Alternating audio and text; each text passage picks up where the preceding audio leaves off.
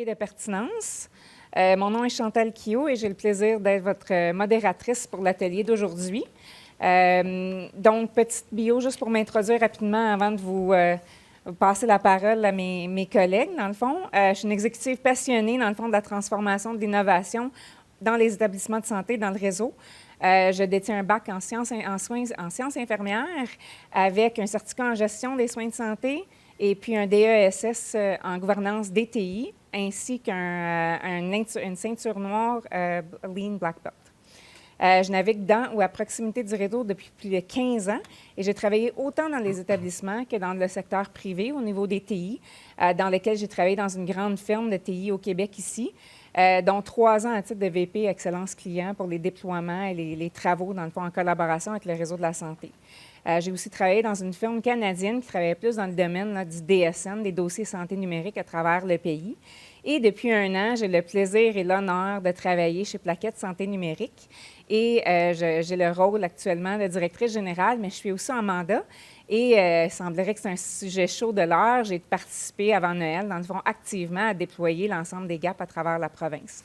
Très beau projet avec William, que je vois dans la pièce aussi, avec qui j'ai travaillé. Donc, je suis entourée d'un groupe de panélistes vraiment d'experts du domaine. Si on commence avec Alexandre Chagnon, Alexandre a évolué pendant 7 ans dans le réseau public comme pharmacien hospitalier avant de compléter un diplôme de 2e cycle en informatique de la santé de l'Université de Sherbrooke. Depuis 2017, il occupe la fonction de directeur général chez Vitrail, une entreprise spécialisée dans l'emploi de l'intelligence artificielle pour orienter les patients vers les bons rendez-vous au bon moment avec le bon professionnel. Ensuite, on a M. Jean Barrette. Jean est vice-président des solutions TI en santé chez Christine Nomed, une entreprise qui opère dans le domaine de la santé depuis 1954, reconnue comme le plus grand distributeur indépendant en solutions d'imagerie médicale au Canada et qui emploie plus de 200 personnes, dont 100 au Québec. M. Barrette évolue en tant que cadre dans le domaine de la santé numérique depuis près de 10 ans.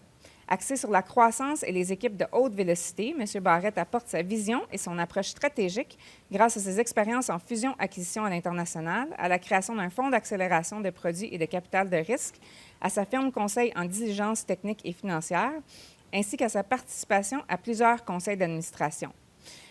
Il est diplômé de l'École polytechnique de Montréal en ingénierie, de l'École des hautes études commerciales en gestion des affaires et détient des récentes certifications du Wharton Business School et Massachusetts Institute of Technology Sloan School of Management. Gaétan Lévesque, avec plus de 30 ans en expérience, M. Lévesque a été analyste de systèmes intermédiaires chez IBM Solutions pendant près de 10 ans. Dans le domaine bancaire, il a aussi été entrepreneur et consultant avec plus de 50 personnes à sa charge et il est actif dans le réseau de la santé depuis 1999. M. Lévesque a gravi les échelons un à un comme technicien spécialisé, entrepreneur et analyste. Maintenant, il est analyste en télésanté au Bas-Saint-Laurent. Il a réalisé comme chargé de projet et analyste de la téléconsultation médicale, téléconférence et télécomparution, l'enseignement médical à distance et aussi le suivi des patients avec des objets connectés à domicile.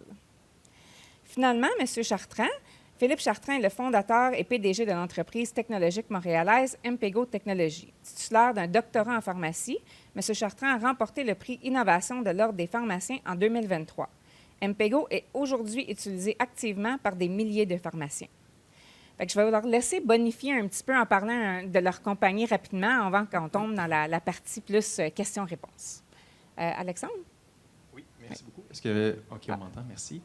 Donc, effectivement, juste pour agrémenter les présentations sur le panel aujourd'hui, je suis davantage du côté de la pertinence que du triage. Ça va être important de comprendre la différence là, en courant de discussion. Donc, comme ça a été bien mentionné, nous, on fait dans le bon patient à la bonne place avec le bon professionnel, une maxime qu'on entend depuis tellement longtemps dans le réseau de la santé. On le fait par l'entremise d'un logiciel qu'on déploie dans les cliniques médicales, dans les GAP aussi. On est en train de déployer chez InfoSanté également. Je vais avoir la chance d'en parler davantage dans quelques minutes. Merci. Excellent. Alors, pour bonifier aussi, un plaisir d'être avec vous aujourd'hui. Je félicite tout le monde pour l'organisation. C'est vraiment été c'est un beau panel. Au niveau de Christine Nomed, on existe depuis 1954, comme qui a été mentionné. On a 3 divisions d'affaires, des équipements d'imagerie médicale, des services et des multiservices pour maintenir ces équipements-là en ordre. Et puis la solution santé en TI, la division que j'opère, qui livre des services de haute performance pour toute notre clientèle. Essentiellement, on opère et on livre à 2500 clients publics et privés à travers le Canada et puis les États-Unis. On prend ça très à cœur, évidemment. Plus d'à peu près 200 employés à travers le Canada et les États-Unis, dont 100 au Québec. Donc, le Québec, évidemment, c'est pour nous un marché très important. On vit avec les gens de la première ligne en santé nuit et jour. Également, peut-être certaines statistiques intéressantes. Dans les 34 régions administratives publiques du réseau du Québec, on est présent à 100 %. Et dans certains cas, nos 3 divisions d'affaires opèrent dans un seul de ces segments-là. Donc, on est très fiers de ça. Et dans les 117 urgences, on en a parlé tout à l'heure, on est présent dans 43 urgences à travers le réseau de la santé publique. Donc, très heureux d'être avec vous aujourd'hui. Merci. Oui, moi, c'est Gaétan Lévesque, je travaille pour le 6 du Bas-Saint-Laurent, qui comprend de la Pocatière jusqu'à Mkoui-Matane. On est en train de déployer 2 projets pour les objets connectés, que, comme Chantal disait tantôt, le projet Vesta. Ça, le projet Vesta, c'est qu'on va le brancher, puis ainsi que faire le suivi avec le soutien à domicile à la maison. Puis aussi, on a un autre projet avec l'Université de Sherbrooke qui s'appelle MAPIT. MAPIT, c'est en relation avec les ergothérapeutes. On va pas l'expliquer. Je vais pouvoir vous l'expliquer tantôt. Mais ces projets-là sont déjà sur le terrain, sont déjà des projets de recherche, mais ça fait déjà plusieurs mois, c'est en 2. OK. Puis après ça, on est en train de déployer 100 salles Teams à travers notre réseau, notre parc, pour faire, surtout comme on disait tantôt, la téléconsultation, parce que nous, il y a plusieurs médecins spécialistes qui sont à Rimouski. Donc, partir de Matane, partir de Rivière-du-Loup, ou soit partir d'Amkoui, ça peut être jusqu'à 200, 225 km aller-retour. Donc, à partir de là, ils peuvent utiliser nos salles avec des gens à l'interne qui sont sécurisés. Et puis, ils peuvent faire la téléconsultation avec leur spécialiste. On va pouvoir en parler un petit peu plus loin tantôt. Merci. Allô? Non. Oui, allô? Parfait. Donc, MPEGO, c'est quoi? On est un logiciel de collecte de données, surtout utilisé en pharmacie. De plus en plus de gens se présentent en pharmacie pour des consultations, pour des problèmes de santé mineurs. Donc, nous, notre outil permet aux patients lui-même de répondre à plusieurs questions sur l'histoire de leurs symptômes, des précisions sur leurs symptômes, ce qui donne accès aux professionnels de la santé à toutes ces informations-là avant même d'amorcer la consultation. Ça les permet de mieux se préparer, d'avoir une consultation plus complète, plus sécuritaire, en moins de temps, donc économiser des ressources. Du même coup, au niveau des suivis, donc un patient qui va quitter une pharmacie avec un traitement, notre technologie va permettre d'envoyer au bon moment, de céduler l'envoi d'un prompt au patient d'une manière préférée du patient, par SMS, par email. Puis ça va poser des questions aux patients sur leur traitement au bon moment. Donc, est-ce que le traitement fonctionne? Est-ce qu'il est efficace? Est-ce qu'il y a des effets secondaires? Donc, ça permet aux pharmaciens de recevoir un rapport de cette information-là puis d'ajuster le traitement ou ajuster la dose au besoin. En fait, on est aussi présent dans à peu près 500 établissements de santé en ce moment, puis on a permis l'évaluation d'environ 1 million de patients. Merci, c'est super comme groupe d'experts aujourd'hui pour venir vous parler.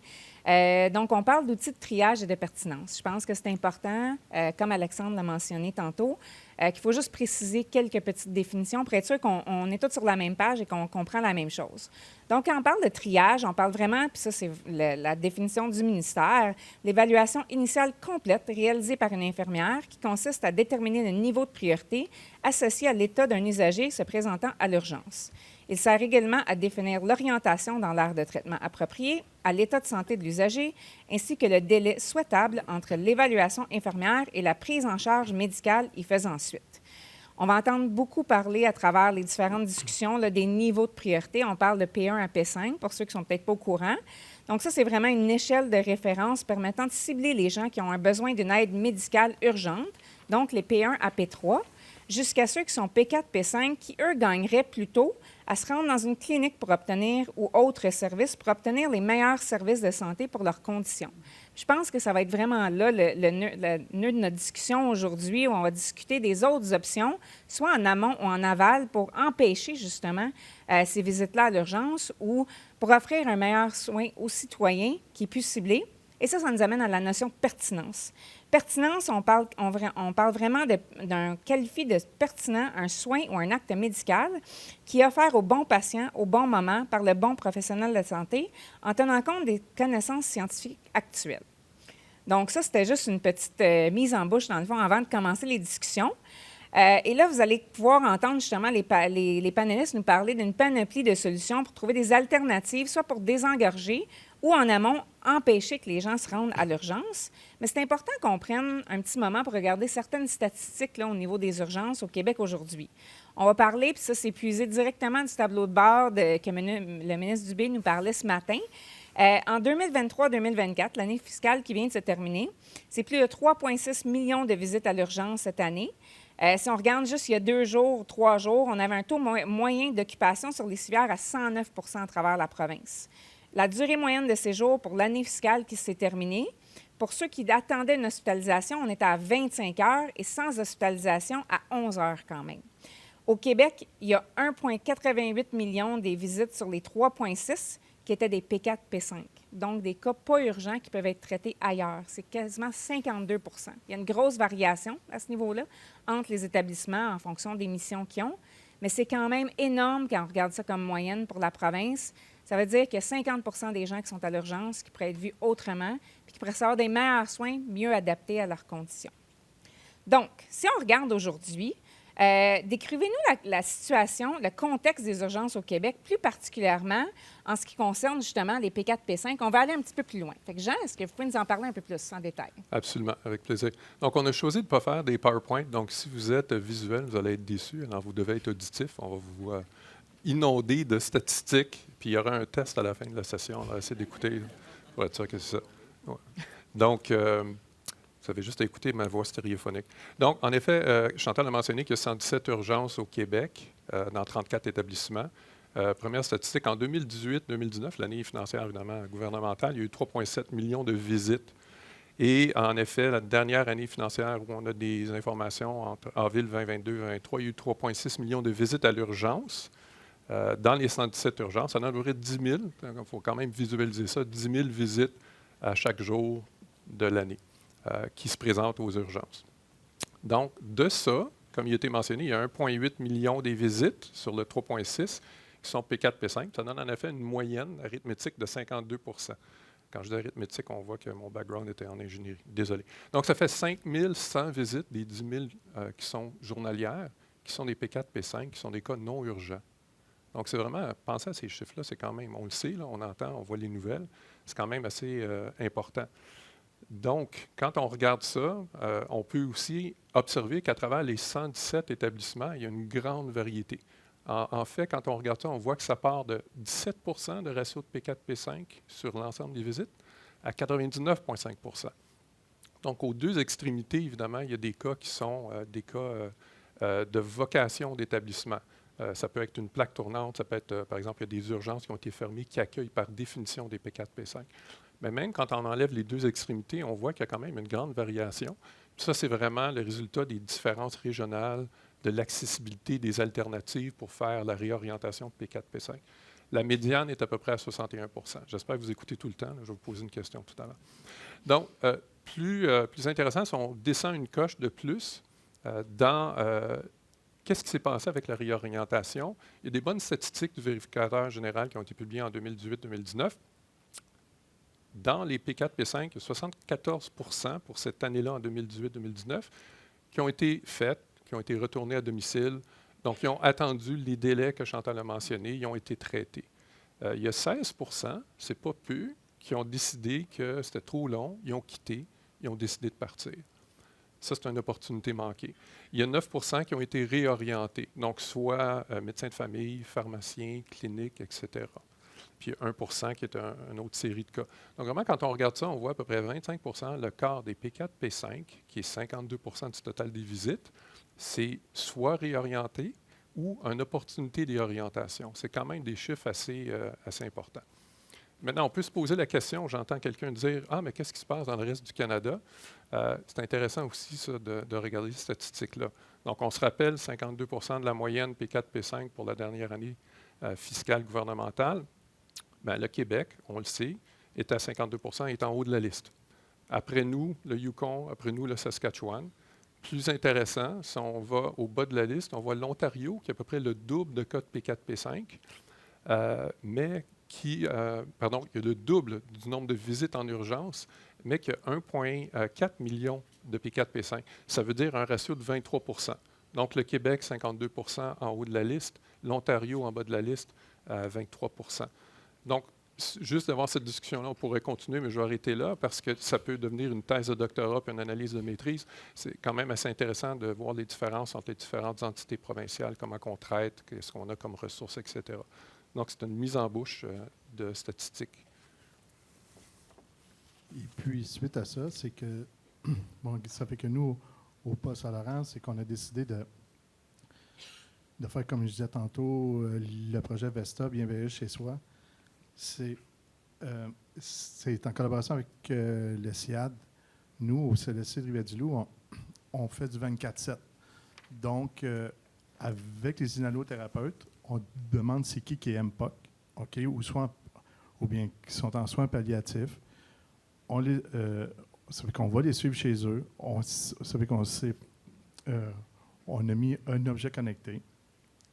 Et puis, via une plateforme web, ça fait qu'on s'est procuré, qu'on a acheté via un fournisseur avec l'OMED, nous, qu'on a utilisé. C'est qu'on on les suit 24/7 et puis on sait exactement, via le médecin du GMF, si on calibre qu'est-ce qui est sévère et tout. Puis on sait qu'on peut les prendre en charge. En les prenant en charge, on essaye le moins possible, puis c'est ça le but, pour pas qu'ils retournent en hospitalisation. C'est vraiment d'aller sur le terrain, puis vraiment capter la problématique s'il y a une autre problématique vraiment plus sévère, puis avec un meilleur suivi. Puis on peut suivre ça aux 5 minutes, aux 15 minutes et tout. Donc, c'est via une plateforme, puis c'est vraiment suivi 24/7. Et puis qu'à chaque heure de travail, aussi, ça n'empêche pas que les infirmiers et infirmières vont aussi voir les gens. OK? Ça fait que ça n'empêche pas de dire ah, OK, bon, mais gars, ça fait que monsieur puis madame Untel, ça fait que ça va bien, mais regarde, demain, on n'y va pas. Non, c'est vraiment systématique quand même. Puis, on a fait des tests. Bien, moi, je l'ai fait sur moi-même, OK, en décembre dernier. Et puis, il y a 2 semaines, on a installé une page BioBeat, ça fait qu'on a commencé à utiliser le 15 avril dernier. Ça fait que dans une RPA. Et puis, là, on est en train de regarder avoir d'autres produits, mais plus spécifiques, OK? Parce que c'est sûr qu'on a un produit qui fait plein de choses, OK? Qui fait saturation, puis tout. Mais là, on voudrait faire éclater, puis avoir certains produits que si on va chez monsieur Untel, on va juste suivre la saturation. On va avoir la balance et tout. Fait que ça va être d'ici la fin du mois de mai qu'on va commencer ça. Mais tu sais, ce projet-là a débuté en octobre dernier. Là. Donc, ça a été déployé assez vite, puis ça va quand même super bien, vraiment. C'est ça que... c'est un bel exploit, Gaétan. Super. Oui, c'est cool. Est-ce que, Philippe, vous pouvez nous décrire un peu comment le suivi à distance peut venir désengorger les urgences? C'est une bonne question. Le suivi à distance, c'est extrêmement important. Je veux dire, probablement le point le plus important, c'est au niveau des maladies chroniques, la gestion des maladies chroniques, la prise en charge des maladies chroniques. Fait que si on fait des suivis, on passe plus de temps on a des touch points plus souvent avec nos patients. C'est certain qu'on va être capable de voir comment la maladie progresse. Moi, je prends l'exemple, mettons, une maladie insidieuse comme l'hypertension artérielle, qui n'est pas quelque chose nécessairement que le patient va ressentir des symptômes, mais que quand il y en a des symptômes, ça peut être grave, puis là, ça coûte cher, c'est une urgence. Bien, si on est capable de faire des suivis plus fréquents, c'est là qu'on va être capable de voir la progression, on va être capable de le faire proactivement, puis on va être capable de gérer le problème avant que ça survienne. Fait que, du même coup, prévenir des urgences. Fait que c'est là que c'est extrêmement important. Puis je pense que c'est une grosse lacune, moi, de ce que je vois dans ma pratique, autant en pharmacie communautaire que les médecins, les patients me disent que c'est rare qu'ils vont savoir, que quelqu'un va venir intervenir auprès d'eux, savoir si leur traitement se passe bien, s'il y a des effets secondaires, si leur maladie progresse. Fait que extrêmement important. Je pense qu'il y a énormément de progrès qu'on peut faire à ce niveau-là. Puis c'est ce qu'on fait un peu avec MPEGO, justement. OK. Puis un autre point, c'est au niveau, je pense, de la responsabilisation des patients, peut-être. En faisant des suivis, il y a beaucoup de patients qui, peut-être, manquent un peu d'éducation sur leur propre santé, manquent un peu aussi de savoir pourquoi ils ont cette condition-là, pourquoi ils doivent prendre les médicaments. En faisant des suivis plus fréquents, on est capable de responsabiliser les patients. Au niveau des maladies chroniques, la statistique, c'est à peu près 50% des gens qui prennent un médicament de façon régulière vont arrêter de le prendre en dedans de 6 mois que le médicament a commencé, alors que c'est un médicament qui serait censé prendre pour une longue période. Pourquoi? Effet secondaire, manque de compréhension, pourquoi ils prennent le médicament, pas comprendre que c'est pertinent pour eux de le prendre. Fait que c'est en faisant des suivis fréquents. Moi, c'est sûr que la pharmacie communautaire, pour moi, est un endroit clé pour ça, parce que c'est là que les gens sont le plus près. Je pense qu'on va en parler peut-être un petit peu plus tard, là. Ouais. Mais c'est peut-être un endroit de prédilection où on va pouvoir vraiment commencer à faire plus de suivi plus fréquent. Ah, super. Puis Gaëtan, est-ce que vous avez vu justement un impact de ces projets-là dans l'engorgement des urgences à date, à ce jour? Mais parce que le but, c'est pas qu'ils retournent. Non, c'est OK? ça. OK. Bon. Fait que là, on travaille là-dessus. OK? Oui. Là, ça fait que là, c'est sûr. Moi, je n'ai pas retourné à l'urgence. Bon, OK, je suis correct. OK? Mais sauf que la personne qu'on a testée vraiment à RPA, puis aussi, bien, ça prend le consentement, puis il faut aussi que la personne veuille aussi l'avoir. Fait que, puis ben là, ça fait qu'on a vu vraiment en parallèle de ce qui se faisait manuellement, puis via le produit connecté, il y avait quand même une bonne similitude. Un peu pareil, OK? OK, ça fait que c'est sûr qu'il y avait des petites divergences avec la personne qui a été patchée, mais pas avec moi. OK. Bon, c'est peut-être à cause que j'ai plus de gras ou quelque chose, je ne sais pas. Bon, mais ça fait que je voulais savoir, est-ce qu'il y a des ergothérapeutes ici? Non? Bon, OK. Bien, je vais en parler pareil. C'est que ça fait que j'ai un projet de recherche avec l'Université de Sherbrooke, ça s'appelle MAPIT. Ça, MAPIT, c'est encore une autre chose qui est à la maison.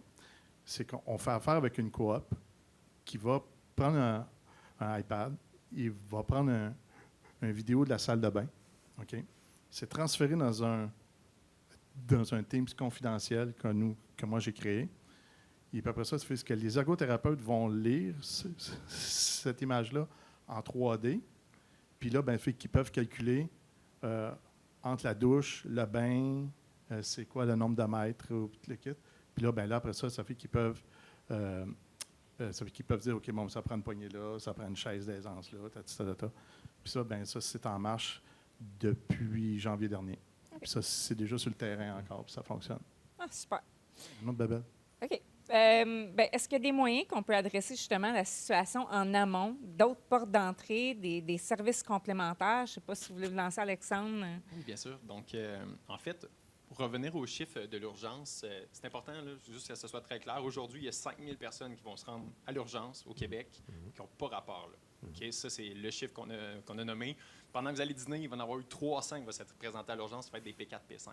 Moi, je suis un pharmacien d'urgence à la base. Je les ai vus, ces patients-là, qui, depuis 2-3 heures, sont dans la salle d'attente, qui ont payé leur stationnement. Et les statistiques partagées par Jean sont éloquentes. Les gens refusent vraiment fréquemment la réorientation, puisqu'ils ont dit « j'ai payé mon stationnement, 3 heures j'attends, je n'ai pas la confirmation, l'assurance que quand je me rends dans une clinique médicale, je vais avoir ma problématique être réglée. » Il y a encore moins en pharmacie. Puis les pharmaciens, c'est des belles bébites, ça change souvent ce qu'ils sont capables de faire. Donc, l'enjeu est le suivant. On a les outils, la pertinence notamment, mais on s'en sert de ces outils-là dans le désordre. Je m'explique. On doit attraper l'usager avant qu'il arrive à l'urgence et qu'il se fasse prioriser P4, P5, puisqu'une fois rendu P4, P5, bien, il est un petit peu trop tard. Le patient va refuser souvent la réorientation. C'est là que des outils de pertinence valent la peine d'être déployés. Ils existent. La preuve, c'est qu'on en a déployé un dans 75 cliniques médicales à travers le Québec, 3 guichets d'accès à la première ligne également. Et l'objectif, c'est vraiment de le faire en sorte qu'en amont, avant que ça devienne la responsabilité de l'établissement, parce que c'est ça qu'on entend quand on se promène dans les hôpitaux, on va l'attraper, il va rentrer à l'urgence, il va avoir une borne, il va avoir des questions, puis on va lui dire « Hey, ta patente, là, ça se règle en pharmacie, ça. » Mais l'établissement n'est pas intéressé là, à ça. Parce que le patient, à la seconde qu'il met le pied dans la salle d'attente, il est de sa responsabilité à l'établissement que de trier ce patient-là et potentiellement de le faire voir par un médecin. Donc, pour moi, la réorientation P4, P5, c'est une idée, je vais quasiment dire ancestrale, là, mais c'est peut-être un petit peu fort comme terme, mais c'est une idée qui faisait beaucoup de sens pré-décloisonnement des professions. Avant, lorsque c'était pratiquement tout ce que le médecin pouvait faire, c'était tout ce qui était faisable en première ligne. Maintenant, depuis l'avènement du projet de loi 55 pour les IPS, le projet de loi 31 et 41 en pharmacie communautaire, il y a tellement de ces services-là qui ne sont pas faits par des médecins. Et on reprend la définition évoquée par Chantal sur le triage tout à l'heure. L'objectif de la Réo P4, P5, c'est la réorientation médicale vers un médecin. Mais nous, on le sait, il y a 20 à 25 des patients P4, P5 dont la situation mérite l'attention d'un ergothérapeute, d'un physiothérapeute, d'un pharmacien, d'une infirmière clinicienne également. Donc, c'est ça qu'on fait, en fait. On fait de la pertinence et on identifie l'usager dont la situation peut être prise en charge par un non-médecin, non-IPS, et on l'envoie straight pipe là, qu'il soit à l'urgence, qu'il appelle au 911, à bout de ressources, parce qu'il n'y a personne de ces P4, P5-là qui se sont levés ce matin et m'ont dit « Hey, moi, je vais aller attendre 12 heures à l'urgence. » C'est un symptôme d'une première ligne déficiente, d'une première ligne dans laquelle il n'y a pas assez d'accès. Et à faute d'alternative, l'usager se lève le matin et dit « Je n'aurai pas le choix de me rendre à l'urgence aujourd'hui. » Donc, quand on va régler les autres enjeux d'accès dans les autres portes d'entrée, on va les nommer dans quelques instants, bien entendu, l'urgence, ça va être un proxy de voir les P4, P5 qui se rendent là. Puis si on réussit à corriger les enjeux de pertinence dans les autres portes d'entrée, on va voir la proportion de P4, P5 diminuer, un peu comme c'est le cas à travers le monde, comme l'évoquait Jeanne. Voilà. Ben, nous, on s'inscrit vraiment aussi dans une perspective qu'on est avec les services d'urgence. On est présent dans les urgences. Et je comprends ce que tu dis au point de vue, une perspective ancestrale. Dans un monde parfait, avec des ressources disponibles à 100 financières, ressources humaines, des systèmes parfaitement performants, on n'aurait pas à faire face à des P4, P5. La réalité de la chose, c'est que ça va continuer.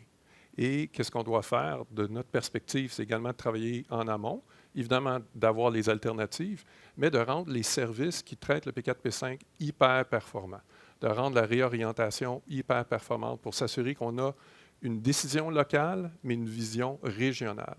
Lorsque nos systèmes ont une vision régionale, on est capable de faire une réorientation efficace. Donc, est-ce que c'est désirable de ne pas les avoir à l'urgence? Absolument. Mais quand ils sont à l'urgence, est-ce qu'on devrait avoir des systèmes hyper efficaces à la fine pointe et non legacy? Absolument. C'est la perspective d'accompagnement qu'on a. Nous, eux, c'est les urgences, mais nous, on essaie qu'ils n'aillent pas en P4 urgence. C'est que, la différence, c'est que, vous savez que quand quelqu'un qui quitte l'hôpital, c'est pour pas qu'il revienne, comme eux autres disent, P4, P5. Puis tant mieux. Donc, c'est vraiment, vous savez que nous, on aide une partie à la problématique des P4, P5 que vous avez, vous autres. Mais nous autres, c'est ça, on est en simili-amont. Puis au moins, on peut aider ces gens-là, vraiment. Puis on va, ça fait comme je disais tantôt, à la fin mai, on en déploie encore plus et plus et plus.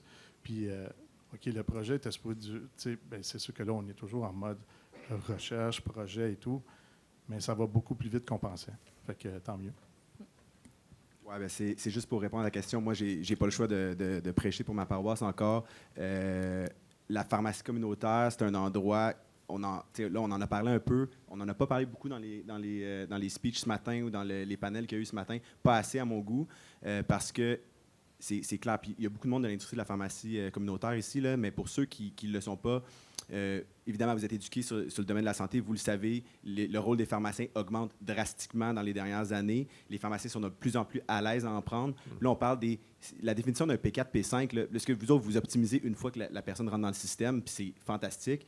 Mais avant qu'il rentre dans ce système-là, il y a d'autres portes, puis ça, c'est la pharmacie. Un P4, P5, c'est des infections urinaires, c'est des ongles incarnés, c'est des brûlures mineures, c'est toutes des affaires qui peuvent être gérées par le pharmacien. Puis savez-vous quoi?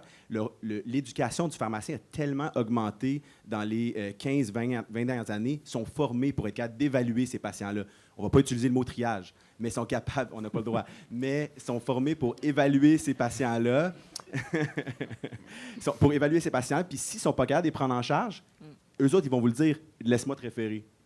Fait que les pharmacies sont où? Ils sont dans toutes nos communautés. Je pense que 95 % de la population canadienne est à moins de 5 km d'une pharmacie. OK? Puis est-ce que le temps d'attente est long? Pas vraiment. Là, tu parlais de ton 12 heures. Pas vraiment. Est-ce que les frais sont élevés pour le patient en pharmacie?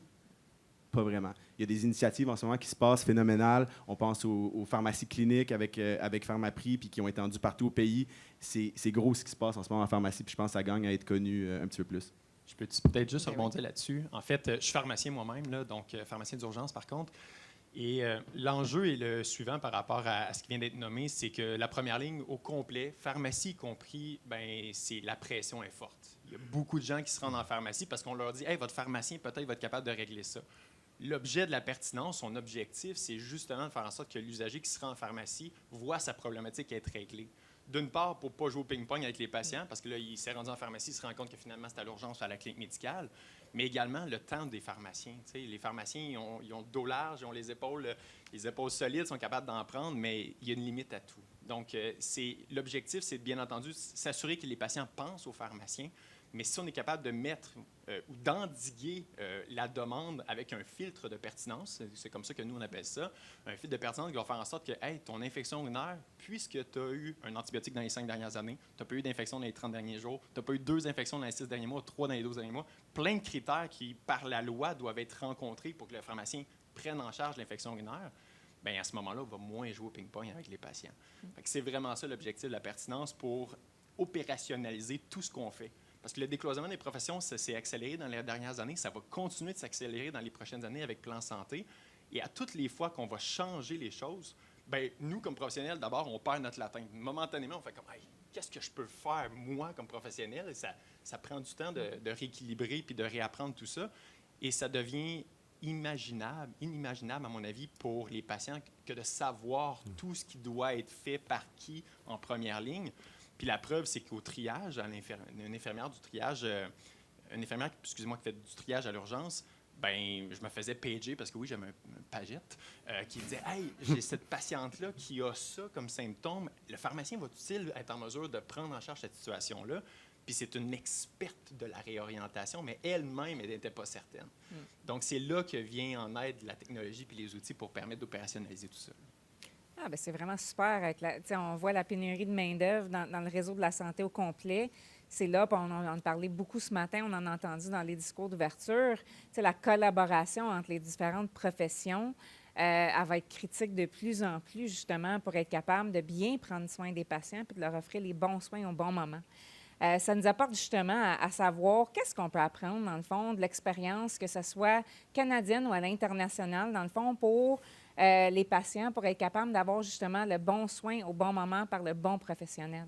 Je peux peut-être sauter à balle au bon, justement pour utiliser qu'est-ce qu'on vient de discuter au niveau de la télésanté. Puis ça, c'est quelque chose que j'ai vécu personnellement quand j'étais dans le cadre d'un autre travail. On parle, et tu parlais de certains tests qu'on fait présentement. Je me suis posé la question, c'est quoi le moment où il y a eu la plus grande surcharge sur les urgences dans l'ère humaine?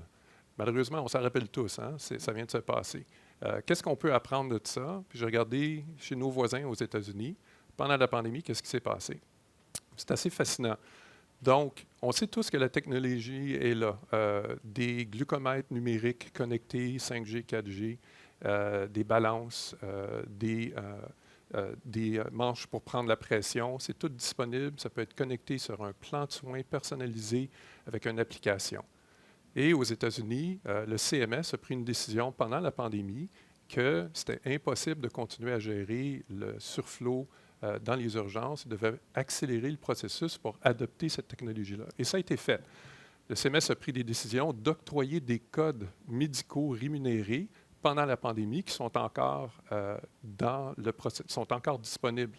Donc ça, c'est une première chose qui a été vraiment importante. Donc la technologie, c'est peut-être, j'allais dire ça, c'est peut-être la partie facile, mais d'avoir un cadre où, au point de vue remboursement pour les actes médicaux, ça, c'était vraiment essentiel. Mais plus que ça, à travers les 50 États des États-Unis, chacun des États, un peu comme les provinces ici, ont leurs décisions au niveau du système de la santé. Je vais prendre la Californie. Pourquoi? À peu près la même dimension de population que du Canada, un GDP légèrement plus gros que le Canada. C'est impressionnant. Et qu'est-ce qu'ils ont fait? Ils ont adopté un cadre législatif où ils ont reconnu la télésanté dans leur définition de loi. Ils ont également déterminé la localisation où on doit faire l'acte. Ça, c'est un autre point. Puis ils ont fait deux choses super importantes, je pense qu'on peut apprendre. La parité de l'acte et la parité du paiement. Ça veut dire quoi, ça? Qu'est-ce que ça mange en hiver? La parité de l'acte, ça veut dire que si tu fais l'acte à distance ou en personne, c'est le même acte médical. La parité de paiement, ça fait un gros changement. Si tu fais l'acte en personne ou à distance, tu es rémunéré de la même manière. Donc, je vous laisse penser à ça 2 secondes. Là. Ça, c'est vraiment un cadre législatif qui encourage, qui favorise le développement d'une industrie. D'ailleurs, ça a créé une industrie en 6 à 9 mois qui aurait dû prendre 5 ans. Donc, je me pose la question, on a la technologie au Canada, on a des tests qui sont en train de se faire présentement. Il y a plusieurs compagnies, même canadiennes, qui font ça, mais qui œuvrent aux États-Unis parce que le cadre est favorable. Est-ce qu'on ne peut pas faire ça au Canada? Est-ce qu'on peut avoir un cadre législatif qui favoriserait un des axes pour désengorger? Parce que clairement, les personnes qui sont attribuées pour ça, c'est des personnes avec des maladies chroniques, des personnes avec le diabète, l'hypertension, congestive heart, qui monopolisent le réseau et les urgences en disproportion. Ça semble une solution adéquate, mais ça mérite un cadre législatif. Oui, c'est intéressant, mais tu sais, même encore ce matin à l'ouverture, on disait, ça prend de l'argent, mais c'est sûr que c'est pas des produits, c'est tous les produits pharmaceutiques, hospitaux, pharmaceutiques ou peu importe, ça coûte cher. Bon, mais ça fait qu'on peut déployer, on peut développer, on peut déployer encore plus. Ça fait que surtout, parce que moi, de mon côté, moi, au Bas-Saint-Laurent, on est au-dessus de 9000 employés. Je suis seul en télésanté, dans tout le Bas-Saint-Laurent. Donc, pour moi, c'est facile parce que je peux aller à la vitesse que je veux. C'est sûr, si on serait 10, peut-être on s'avancerait dans les flots du tapis. Mais là, en étant tout seul, je peux déployer, tester. C'est pour ça que j'ai pu le tester sur moi, parce qu'en plus, que ça fait que, comme Jean disait, moi, je fais de la haute pression, je suis diabète, j'étais top-notch dans le... Hein? Ah ouais, je peux-tu faire le test? Oui, on va le faire, fait que ça tombe bien. Mais donc, si on n'a pas tout l'argent...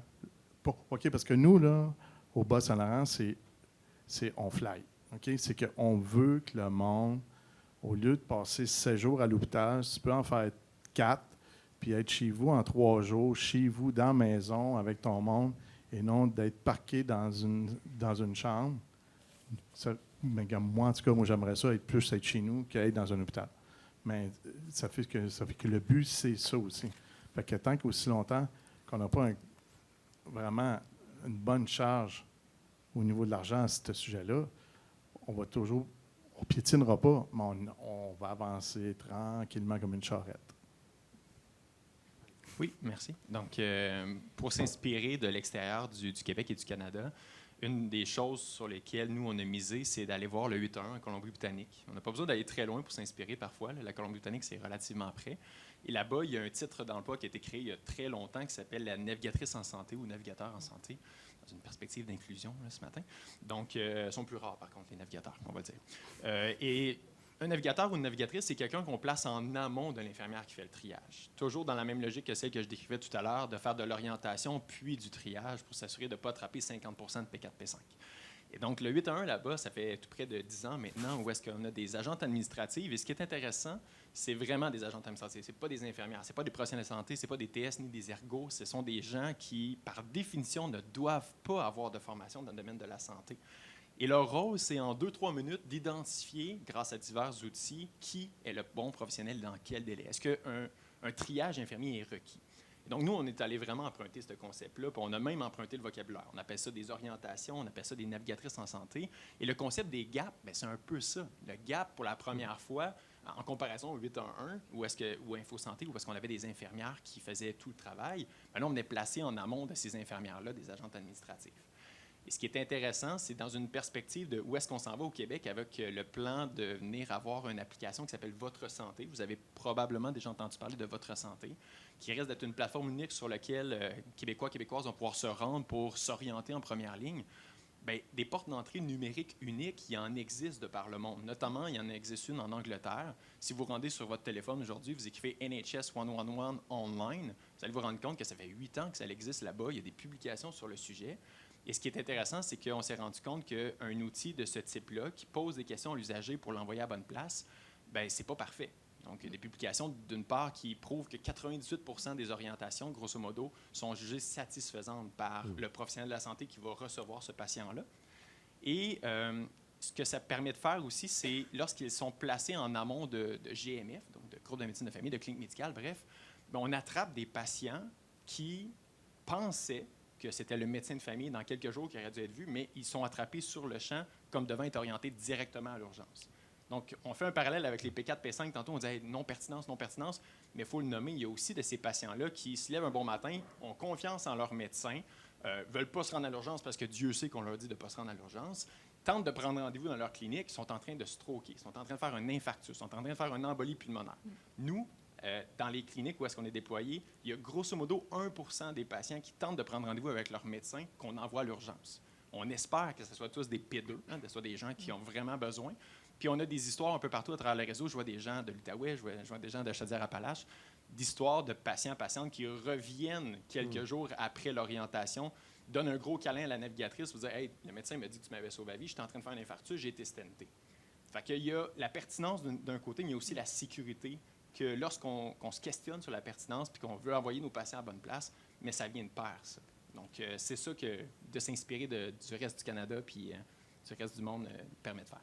Ah, ben, c'est rassurant de savoir qu'on s'en va dans une direction quand même positive pour les patients. On a une petite minute chaque, dans le fond. Qu'est-ce que vous pourriez nous dire sur ce qui serait possible pour améliorer la situation dans le futur, chacun à tour de rôle? Il y a un aspect, je pense, qui gagne à être amélioré beaucoup, puis c'est drôle parce qu'il y a un autre panel sur l'interopérabilité en ce moment. J'ai remarqué, nous autres, on fait de la collecte de données pré-consultation, okay, qui est, encore une fois, pas du triage, mais qui est super important pour l'évaluation, puis ça permet des évaluations un peu plus précises. Ensuite, on va avoir en GMF une infirmière de triage. On va avoir une collecte de données qui se fait à ce niveau-là. On a quelqu'un qui rentre à l'urgence, il va avoir une collecte de données, une évaluation du patient qui se fait à ce niveau-là. Toute cette information-là, elle ne transige pas du tout. Même, Alexandre, en ce moment, quelqu'un qui passe à travers ton outil, okay, il y a une collecte de données qui va se faire, on juge, on l'envoie en pharmacie, ce patient-là. Est-ce que le pharmacien va avoir la collecte de données est-ce qu'il y a une prescription, est-ce que le traitement il avait été efficace, est-ce que ci, est-ce que ça? Pas du tout. Ça, c'est con, mais c'est une énorme perte de ressources. C'est une énorme perte aussi du talent qu'on a formé au Québec. Des professionnels super brillants là, qui ont pris le temps d'évaluer un patient, puis tout ce travail-là, il part en fumée, dans le fond, parce qu'il ne peut pas être réutilisé par un autre professionnel dans un autre établissement. Moi, je pense que c'est ça, de mon côté, là, qui pourrait être vraiment amélioré. Je peux peut-être continuer en attendant le transfert de micro. De mon côté, je ne sais pas s'il y a des gens qui travaillent dans des cliniques médicales aujourd'hui avec nous dans la salle. Si c'est le cas, lundi, quand vous allez de retour au bureau, demandez à vos médecins la question suivante. Si tu avais estimé dans les 7 dernières journées la proportion de patients que tu as vus mais qui ne requieraient pas l'attention d'un médecin, et vous allez être surpris d'apprendre que les médecins, grosso modo, c'est entre 30 et 50 qu'ils vont vous nommer. 30 à 50 c'est énorme. Ça fait référence quasiment au P4, P5 de tout à l'heure. Et de comprendre que si on est capable de juste identifier le tiers de ces patients-là, donc mettons 15 pour faire un chiffron, en équivalent ajouté en première ligne, ça représente 1250 médecins. Donc, cette statistique-là, ce n'est pas parce qu'on va créer des médecins, c'est juste parce qu'on rend le système plus efficient. Parce qu'il faut se le dire, il y a beaucoup de patients qui rentrent dans les horaires de médecins pour des problématiques qui ne requièrent pas l'attention d'un médecin. Et c'est d'autant plus vrai, excusez-moi, depuis l'avènement des décloisonnements des professions. Puis ça va être encore plus présent dans quelques années lorsqu'on va avoir un autre panel comme ça, puis que les pharmaciens vont pouvoir, je ne sais pas moi, palper des genoux. Je ne sais pas si ça se peut.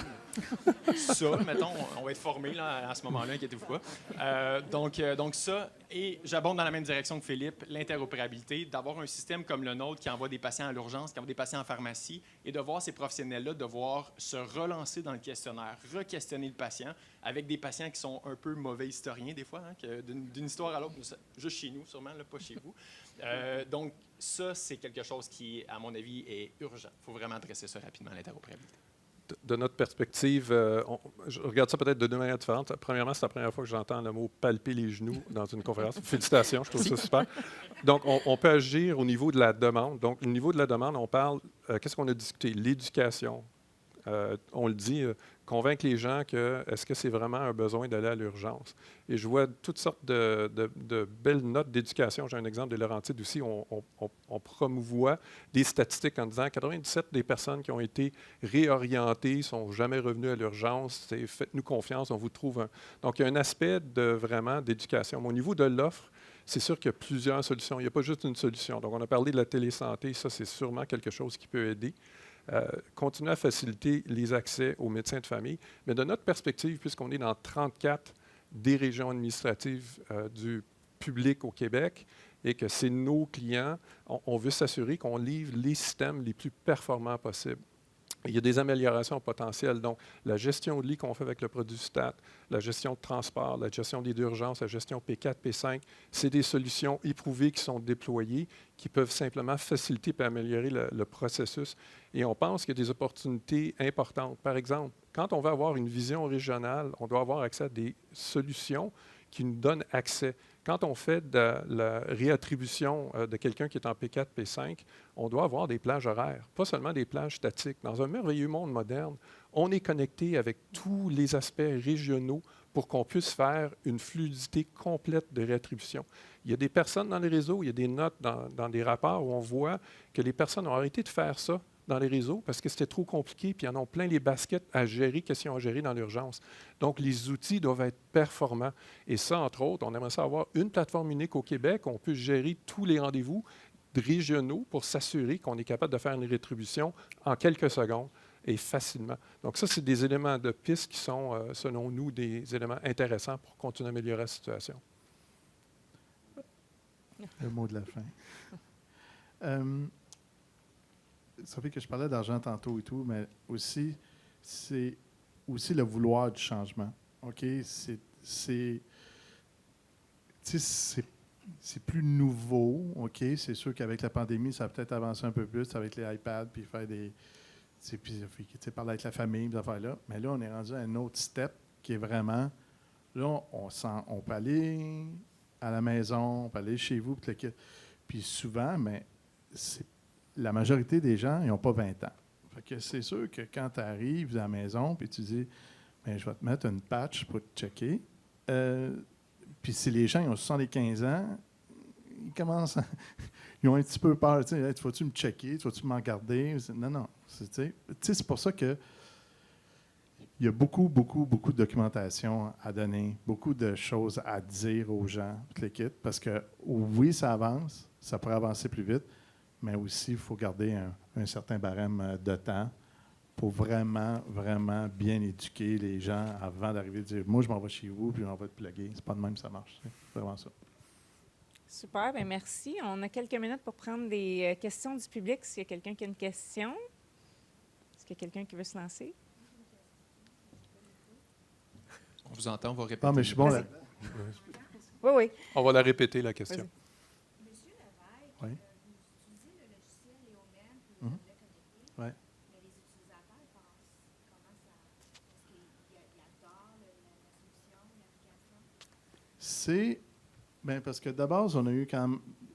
Tu sais, on a pris le temps avec Léomède de faire la formation. Je pense qu'on en a fait 2, 3 même. OK, parce que, tu sais, là, c'est plein de détails et tout. Puis, c'est la facilité d'utiliser, OK, puis voir, OK, comment que, tu sais, ça fait que tu vas voir le CG, tu vas voir la saturation de le kit, puis tu sais, aller voir des données antérieures de le kit. Puis aussi, comme je disais tantôt, avec les infirmiers, avec les médecins du GMF, tu sais, pour dire, OK, tu fait que je veux une alerte, tu sais, fait que la génération des alertes, c'est vraiment assez simple. Donc, oui, à date, là, ça fait que ça va relativement super bien, vraiment, sérieux. Ouais, attends un petit peu. On va peut-être prendre une autre question, là, Ouais. parce que Y a-t-il c'est une bon, autre, merci beaucoup. Vas-y. Il y avait une autre question là-bas? Oui.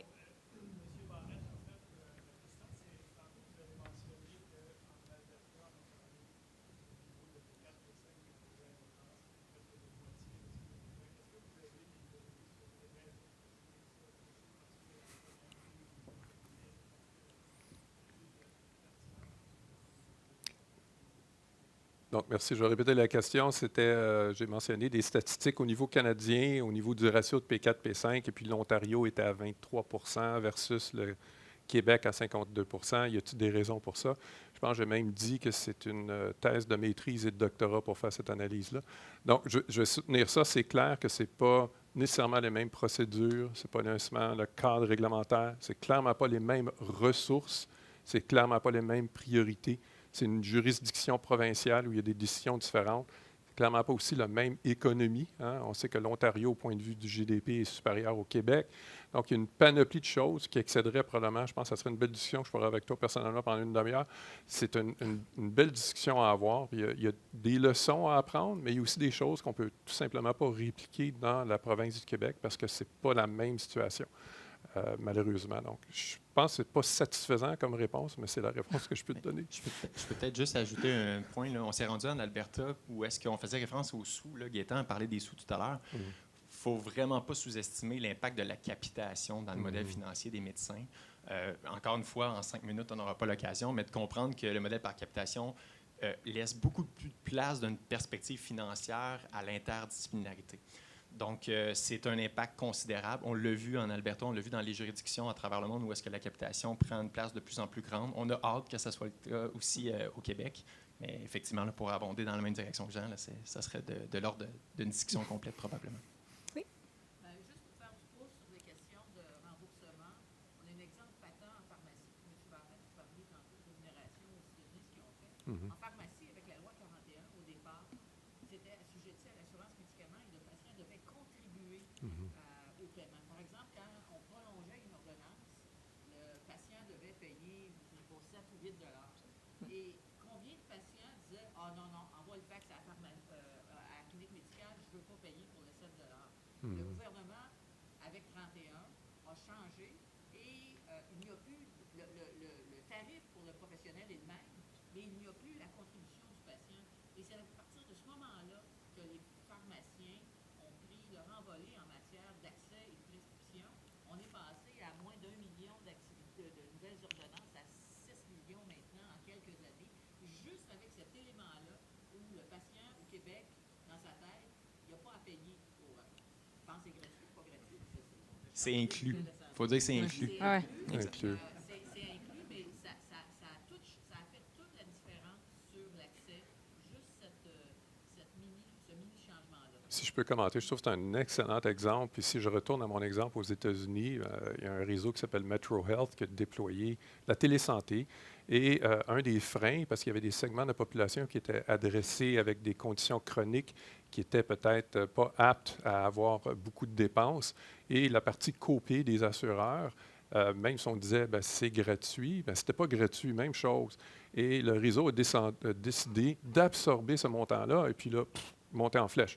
Donc, tu sais, ça a l'air de rien, mais un 7, 8 XYZ pour quelqu'un qui n'est pas en moyen, ça peut faire la différence entre une adoption et puis une non-adoption. Donc, je pense que c'est un très bon point de la puissance d'enlever des barrières économiques pour stimuler la croissance, c'est clair.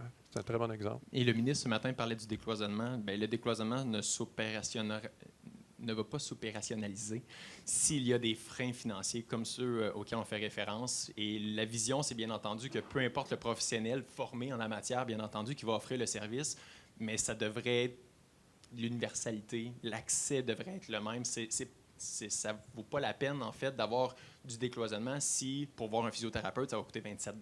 Parce que 27 $ pour une majorité de gens, ce n'est pas possible. Même chose pour le dentiste, les optométristes. Il y a plein de gens qui consultent dans nos GMF pour des problématiques qui ont zéro rapport avec l'expertise du médecin et qui vont être référés, ce qu'on nous on appelle la réorientation médicale, va être réorienté vers l'optométriste, le dentiste. Il ne s'est rien changé dans la situation du patient. C'est juste qu'il y a eu la confirmation que ce n'est vraiment pas le médecin qui allait régler la situation. Puis là, il va avaler cette petite pilule, il va payer le service. Il n'y aura pas le choix. Donc, décloisonnement vient avec l'absence de freins financiers de ce type-là, c'est sûr. On a une dernière question, puis après ça. Oui.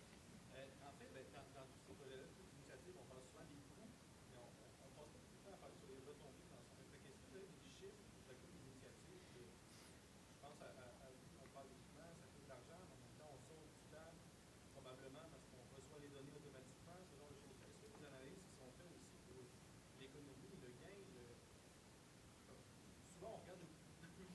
Oui, je comprends. OK, là, présentement, tu sais, ça fait que vu c'est... OK. Bon, parce que... C'est dur de voir qui tu regardes. Ça fait qu'on a des éclipses solaires en même face, là. OK. OK, là, présentement, on ne peut pas dire, OK, qu'on ménage les coûts, ces choses-là. OK, parce qu'on est rendu à 2 personnes, puis on va en avoir 3 autres d'ici la fin du mois de mai. Mais ça va être plus dans le coin, après les 3, avec les 3 autres personnes qu'on va ajouter, OK? Puis aussi prendre le bon produit, OK? Parce que là, tu sais, ça fait que le test qu'on a fait le 15 avril dernier, le 15, 16, 17 jusqu'au 18, c'est qu'on a pris quelque chose qui est, bon, excusez l'anglicisme, c'était un peu overkill, OK? OK, parce que vraiment, on aurait pu juste prendre juste la saturation. Mais là, ça prenait le CG, saturation, pression, puis ainsi que la température. Là, ça prenait tout. OK? Mais tant mieux, là, au moins, ça fait qu'on a pu le tester en même temps, encore une fois. Mais ça va être... Le but de la recherche, c'est ça aussi, là, OK? Aussitôt qu'on va implanter encore plus, parce que là, après, les 3 autres personnes, on va être rendu à 5. Mais là, on va savoir. Là, fait qu'on va pouvoir documenter puis le kit, parce que là, on a quelques petits ajustements à faire, OK? Parce que, tu sais, ça fait que, comme je parlais tantôt, la documentation, formation, puis le kit, tu sais, il y a peut-être des virgules qui ont été manquées. Oui? Oh. Ça fait qu'on se pensait à l'école. Allez-y. C'est une question, mais plus finalement un commentaire. J'entends beaucoup parler de santé physique, mais la santé mentale des gens ne va pas très bien non plus. Puis dans les outils de pertinence et de triage et d'aiguillage, on n'entend pas beaucoup parler de santé mentale. Dans les GMF, GMFU, il y a des travailleurs sociaux maintenant, il y a des psychologues qui ont été intégrés. Mais pour les gens qui n'ont pas de suivi dans des cliniques, je veux juste savoir si vous êtes sensible, si vous avez réfléchi aussi à pouvoir orienter ces gens-là, puis peut-être faire des liens avec les services de santé, avec le communautaire, etc. Absolument. Je peux peut-être. Rapidement, là, donc, effectivement, dans les GMF, il y a bien entendu des psychologues de temps en temps, des TS un peu plus souvent. Nous, on pointe vers ces expertises-là, certains usagers qui ont des problématiques en lien avec leur expertise. Dans la région du Bas-Saint-Laurent, c'est un autre bon exemple. Il y a le AAOR, qui est un service régional qui permet de faire justement ça, de l'aiguillage. Puis, il y en a partout. Ah bon, OK, c'est bon. C'était le temps de me tromper sur stage. Là. Donc, voilà. Mais les AOR, c'est un peu ça l'objectif. C'est de faire en sorte qu'on fasse de l'aiguillage. Et nous, l'objectif, c'est de faire ça de façon non pas délocalisée, mais de le faire à l'intérieur d'un GMF. Et on pointe des usagers vers Info Social. On pointe des usagers vers des maisons de transition, des services communautaires de toutes sortes. Bien entendu, ça fait partie de l'équation. On ne peut pas se concentrer uniquement sur la santé physique. Puis en suivi, probablement c'est là que Philippe s'en va. Il y a des questionnaires exact. Intéressants. C'est un peu un bénéfice de notre technologie qu'on ne s'y attendait pas du tout. Là. C'est au niveau de tout ce qui est psychiatrique, au niveau des médicaments psychiatriques. On s'est rendu compte que les gens qui souffrent de problèmes au niveau plus mental, psychiatrique, ils prennent souvent des traitements. Puis, ils ne veulent pas nécessairement se faire appeler par leur pharmacien ou par n'importe qui pour qu'on prenne de leurs nouvelles. On parle du PHQ-9, par exemple. Par contre, depuis qu'on a implanté justement les suivis par texto automatisés récurrents, là, mettons, tous les mois, on fait un checkpoint, ils répondent au texto, ils répondent à des questions. OK, est-ce que tu as des idées suicidaires? Est-ce que tu as ci? Est-ce que tu as ça? Puis ça permet de prendre en charge le patient, puis de modifier une dose, parce que en tout cas, c'est extraordinaire comment les suivis asynchrones, mais qui sont aussi discrets. Tu réponds sur ton téléphone mobile, est quelque chose qui fonctionne extrêmement bien en santé mentale. On a remarqué ça, comme je te dis, on ne s'y attendait pas du tout. Ça a été le premier secteur là, où on a vraiment fait « wow, on fait vraiment une différence avec ces suivis-là ». Puis on parlait tantôt de la question avec l'impact pour les suivis. On parlait des maladies chroniques. Santé mentale, ça va aussi. Il faut faire des suivis fréquents. Fait que c'est une super bonne question. Puis nous, de notre perspective, toute la suite stats, que ce soit transport, que ce soit urgence, que ce soit le guichet d'accès, sont pour la clientèle complète dans les hôpitaux, incluant les personnes qui ont des problèmes et des détresses au niveau mental. On a même des un stade guichet qui est implanté dans un institut psychiatrique avec un protocole particulièrement pour aider les personnes de manière anonyme quand ils rentrent dans une situation. Alors, on est très sensible à ça. Puis pour revenir à la question qui a été posée tout à l'heure, oui, on a des retours sur investissement, des analyses sur le succès, que ce soit au niveau du patient ou bien au niveau de l'institution, retombées économiques, mais aussi qualité du service aux clients. Ça nous ferait plaisir de partager ça avec vous. On a dépassé notre temps, donc je vous remercie beaucoup comme public d'être venu écouter. Un grand merci à notre équipe d'experts ici qui sont venus vous jaser ça pendant la dernière heure. Ça a été, ils nous ont présenté des belles solutions et projets qui sont innovants, qui vont faire la différence. Mais comme M. Dubé a dit ce matin, mais c'est sûr que ça prend du temps avant qu'on voit les résultats. Fait qu'il faut continuer, puis pas lâcher, puis justement mettre le cœur dedans, puis mettre le patient au centre de tout ce qu'on fait. Merci beaucoup tout le monde. Merci.